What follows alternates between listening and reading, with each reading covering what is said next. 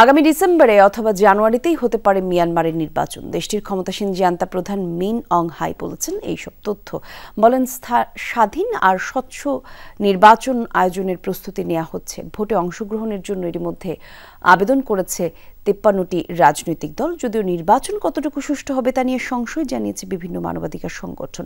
২০২১-এর ফেব্রুয়ারিতে সূচিকে উৎখাত করে মিয়ানমারে ক্ষমতা দখল করে সেনাবাহিনী।